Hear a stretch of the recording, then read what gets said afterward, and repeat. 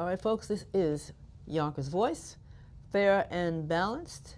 We're not coming to you live, we're coming to you recorded, but our guest today is Westchester County Executive Ken Jenkins. And just want to point out that Yonkers Voice does not take a political position on any candidate. Any candidate who wants to be interviewed by Yonkers Voice is free to do that. And with that note, we're going to start right off with Ken Jenkins. Welcome to Yonkers Voice. It's good to be back on Yonkers Voice. Yes, indeed. I guess the first question is, you come from a tech background. Yes. So what motivated you to get into politics? What motivated me to get into politics had a little to do with tech. It was more being engaged and involved. My mom was a nurse, my dad was a cop, and certainly we had that instilled in us right from the very beginning that public service was important. My maternal grandmother worked for social services in New York City. It's HRA is what that's called there. And my maternal grandmother was the secretary to the warden at Rikers Island. So again, we've been engaged and involved from very young in the Bronx and being able to be one of those kids handing out literature and that kind of thing. So again, for me, it was a natural base. And then certainly the work I've done in the NACP here in Yonkers, being president, being engaged when the housing was actually being built under the housing desegregation order, which everyone recognized tied education to housing. So again, I've been engaged and involved in the community for a very long time. Activist Ruth, and you mentioned housing. Now, with housing, it's no secret to anybody that there's a housing shortage, not only in New York City, but throughout Westchester County. And Throughout the country. Right? Throughout the country. And there's a lot of debate about affordable housing. Yonkers is booming with affordable housing. There are other towns that are not booming with affordable housing. And at some point, there's going to be a land shortage. Now, there are towns in Westchester that have been immune from affordable housing development. Would we see in the future affordable housing in Scarsdale and in Chappaqua?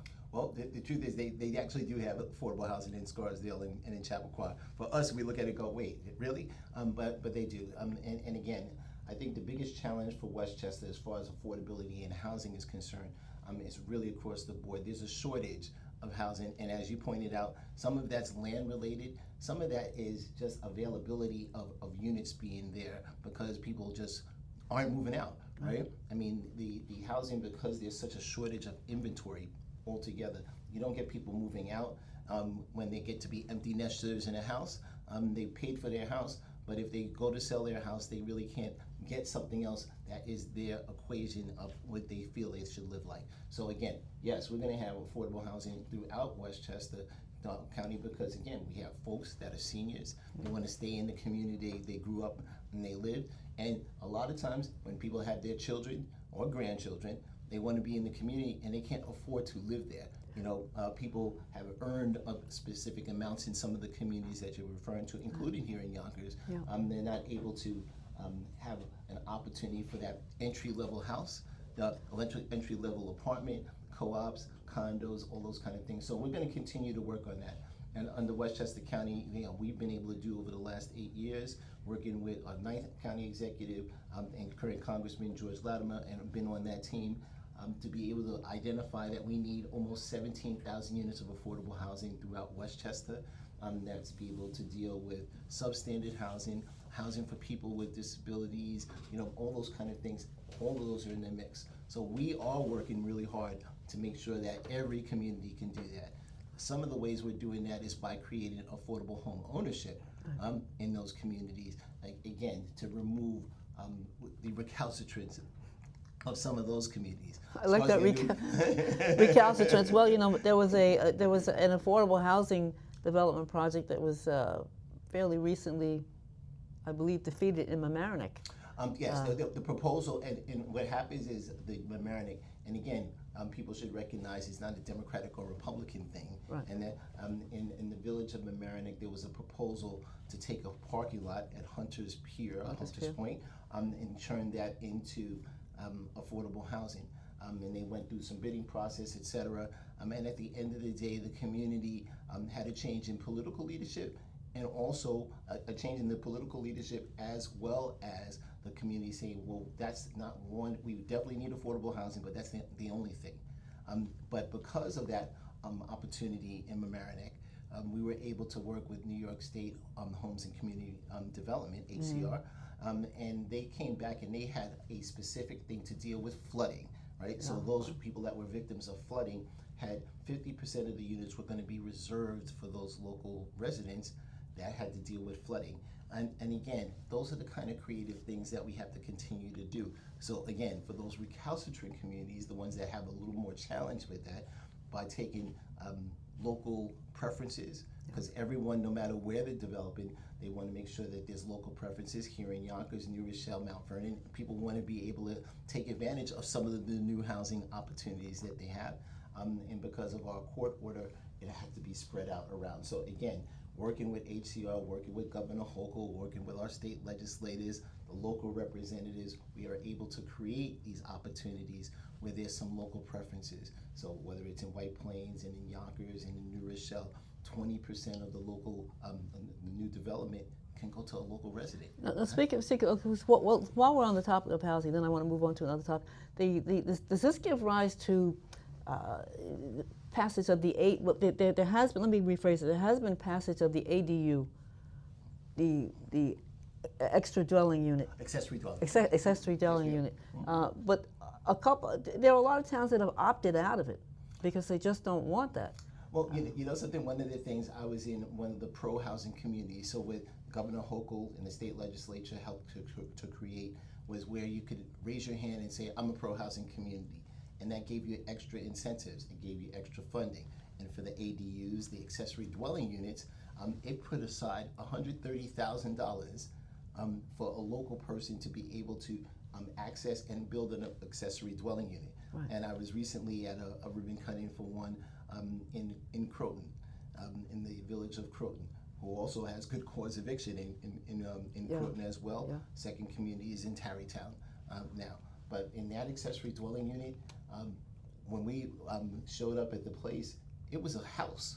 It wasn't like, what someone thought of as an accessory dwelling unit where it was just added on and attached, and it had some concerns in it. It was a 2-bedroom, 2-bathroom house that the owners of the home were going to move into, and they put in extra money to be able to do that, and then they would be able to rent their home because they were empty nesters. So now someone would have that affordable opportunity. And again, those are the kind of things that are creative, and people don't get a chance to see them if they just hear about the ADUs and people trying to build out to the edge of their properties. Well, they're also concerned about, there are other issues where people are concerned about parking.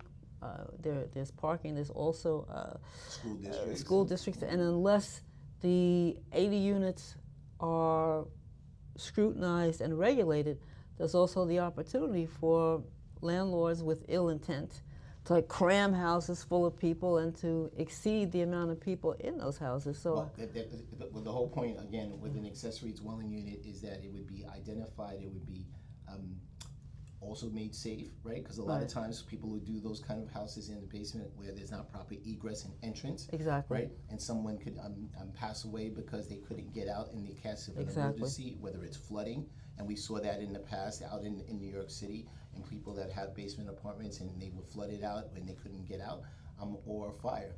And again, people in their minds, they think of certain things, and the case that I'm thinking of was in Pleasantville, right, where someone was in the basement who was actually a firefighter, right, but he got stuck in the basement apartment of the parents' home, right? So again, accessory dwelling units could mean a lot of different things for people right now. And again, working with the local municipality to come up with some guidelines and framework that work for them. And that's the challenge, is again, if you get regulations placed on high, from on high, wherever on high is, whether that's the county or the state level or the federal level, then it makes it a challenging opportunity. And everyone we got to get to this place where we're turning it down just a little bit, Yeah. so that everyone is not evil, and it's like the person is like, no, they may have had some legitimate questions. Right, reasonable dialogue. How do we address those reasonable dialogue, as you're pointing out, and come up with solutions? And again, certain communities have been better at it than others. Yeah. But what our job is in the county government is to be able to bring folks together, utilizing our resources in the planning department and our resources as relationships to try to get these things done. And we're going to do that. Okay, now speaking of relationships, couldn't do this interview without without talking about the White House influence or lack thereof in Westchester politics. Back in February, the president had weighed in on your political contest and apparently criticized Westchester County in particular being a sanctuary city, being under the sanctuary city umbrella. So I don't know if he took a direct jab at you, but he did reference the fact that Westchester was biased because it was a sanctuary city, and we all know where Trump stands on the migrant issue, but there are a number of migrants here, so what's your take on that? And going forward, how would you deal with that? That was, one, it was helpful, by the way, because there was a bunch of people that didn't recognize that there was a special election. The Yonkers Voice people absolutely did, because we had a great interview and talked about things in the special election to be able to have people understand there was something going on. Westchester is not a sanctuary county. That was part of what we have in our law, which in our law, the Immigrant Protection Act, right, which says how you use resources. And there was a list that the Homeland Security put out, which had many counties, cities, municipalities that were labeled as sanctuary counties, cities, municipalities. That was withdrawn, and then the new list is out, and Westchester's not on it, right? We were very clear in the beginning. There is no such thing as sanctuary from crime, and that's the whole point. Law enforcement works with law enforcement. Right. They've continued to do that. That's not new.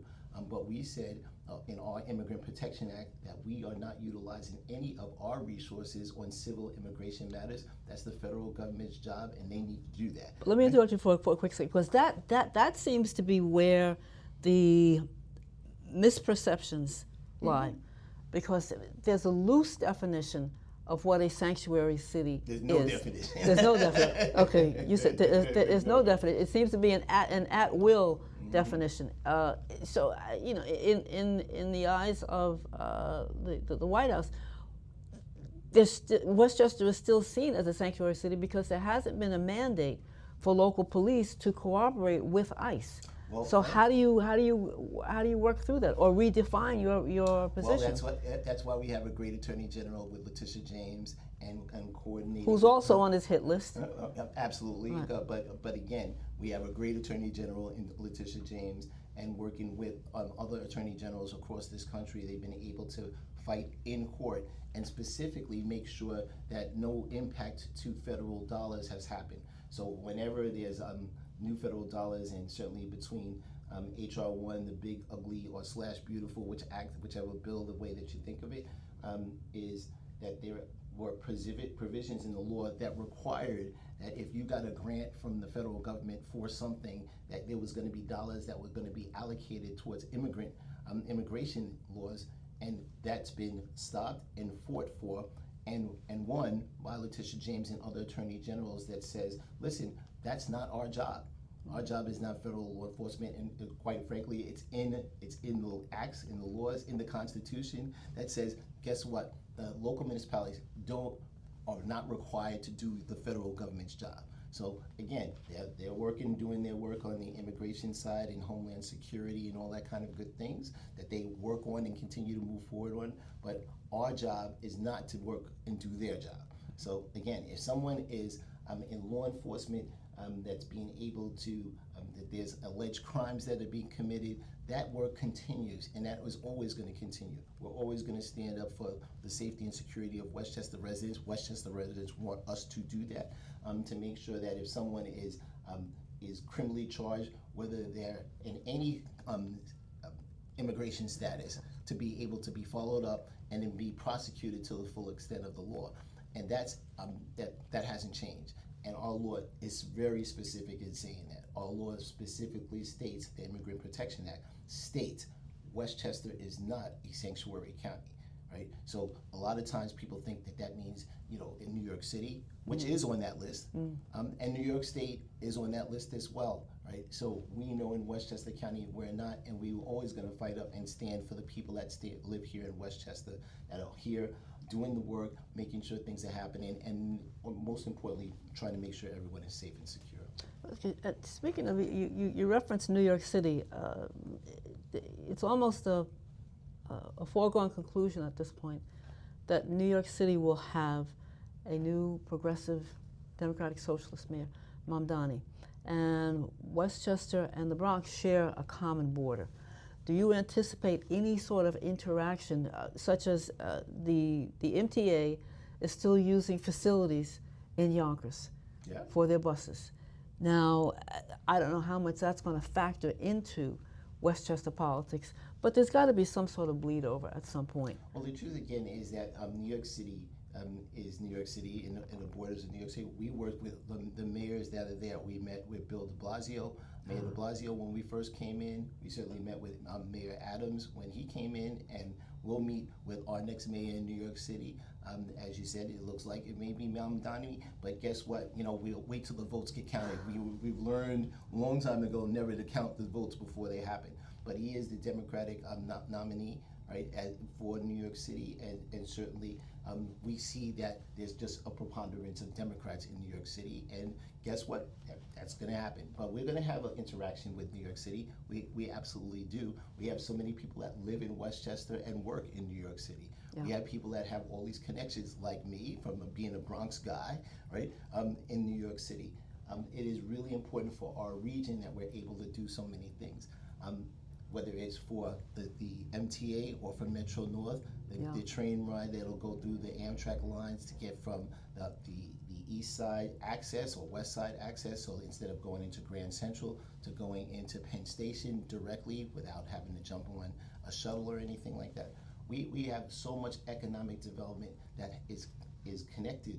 Yeah, they're kind of married. You're married right at the border. And we should always remember under 287, the southern part of Westchester, all of New York City, but again, the southern part of New York going into New York City, that's where all of the revenue comes from Wall Street and all those kind of things. That hasn't changed. So we're looking forward to whoever wins in New York City, and we'll be able to continue to have conversations about that with the mayor, if it's a Mayor Mamdani, or if it's Mayor anyone else. And we're going to continue to do that for us in Westchester, to keep making sure all Westchester residents understand that we're always talking about economic development. We're always trying to make sure we have good neighbor and relationships.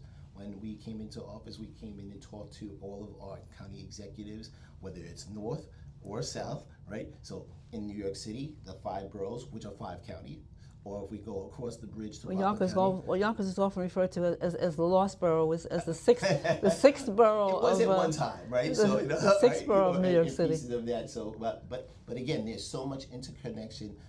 There's no way we're not going to be able to talk with anyone. And as you're pointing out, there are certainly people that are concerned about what things are going to happen in New York City. But at the end of the day, we're going to continue to move forward, and we're going to partner with the people in New York City, the mayor of New York City, the governor of the state of New York, because we got to do the best we can for the Westchester residents. So you anticipate is it fair to say that you anticipate a cordial relationship between Westchester and New York City? Well, I mean, yes, that has to be the continued case. I mean, one of the things that most people don't recognize, because we have such bucolic places in Westchester, right? Well, we also have a good deal of New York City's water supply, right? Out of the reservoirs that we have. We have the aqueduct, which brings water into New York City. It's a valuable conversation that we can continue to have, in partnership that we have with New York City, again, because it's for the health of the whole region.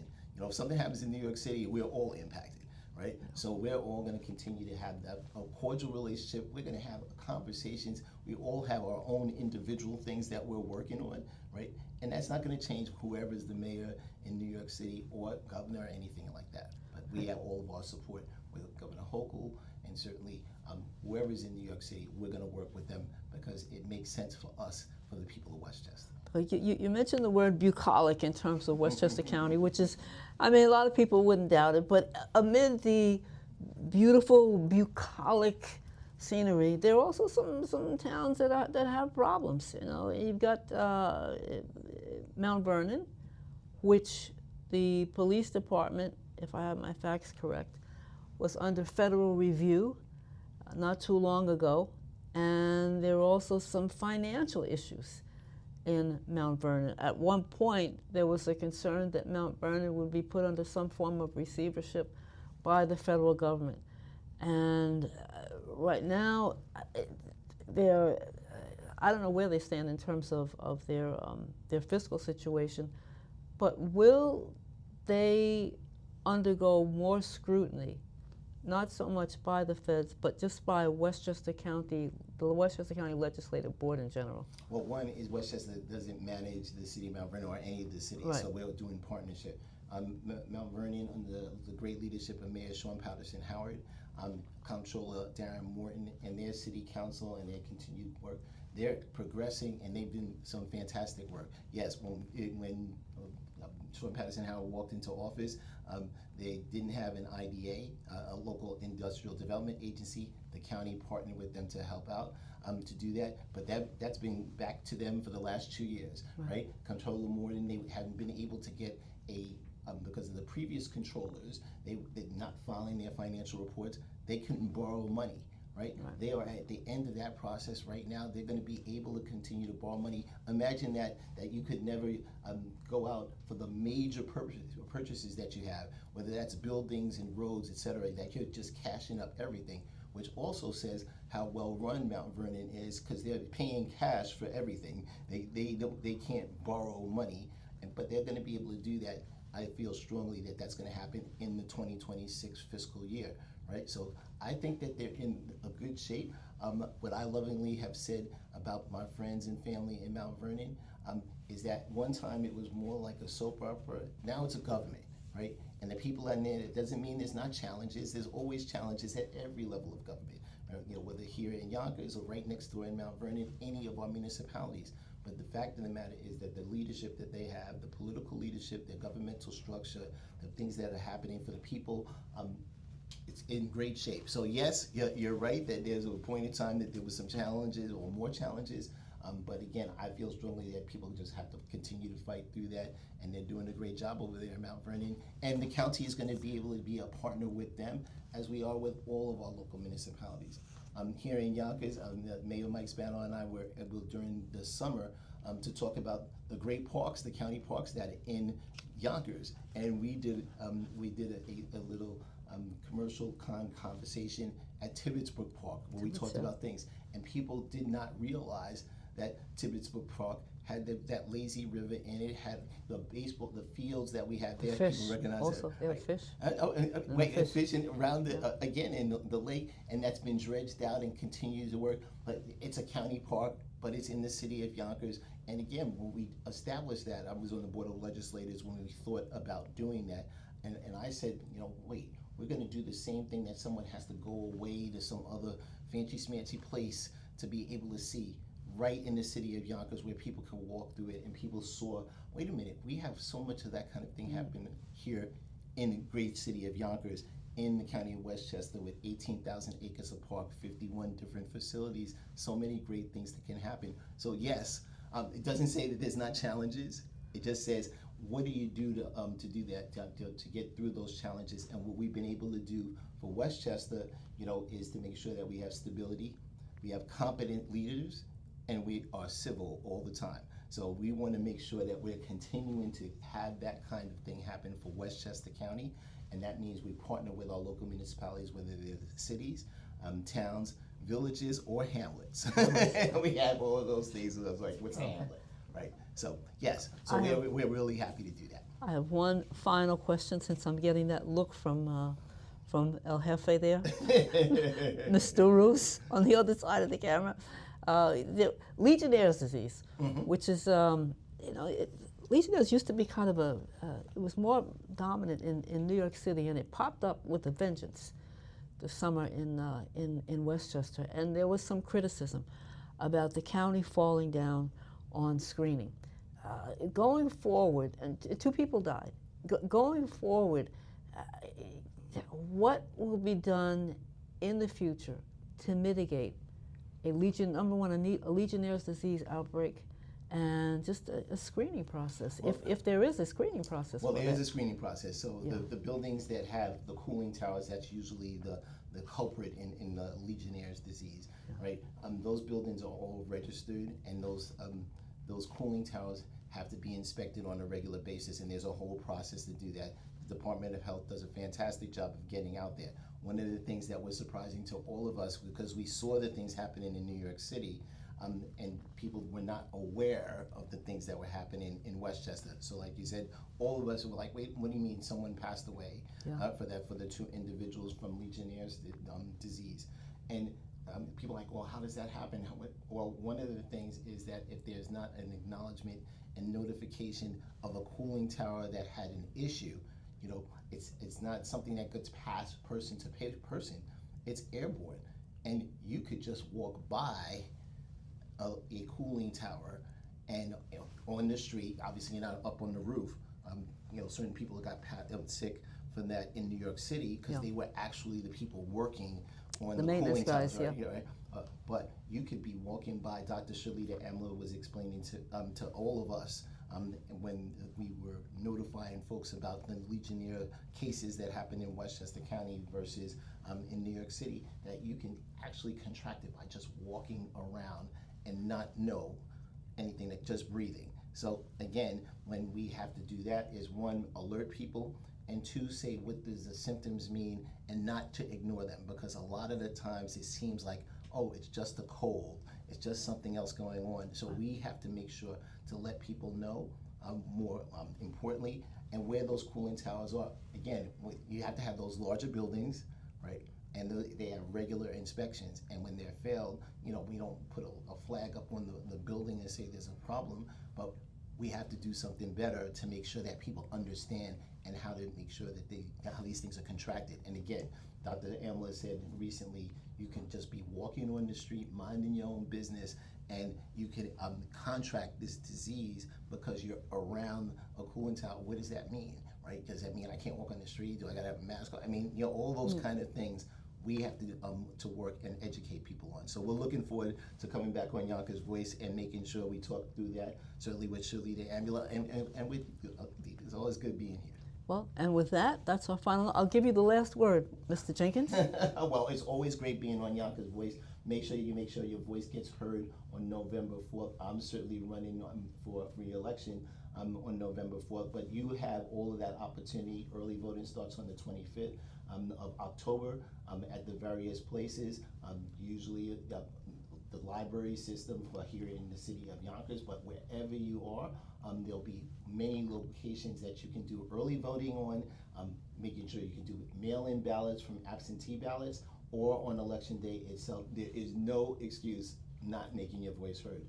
So I'm hopeful that you'll come out and certainly support me, but all of the things that you're concerned with. The people on Yonkers Voice are awesome and fantastic. Make sure you keep paying attention, listening to, reporting with Yonkers Voice. And thank you. You heard it, folks. Keep watching.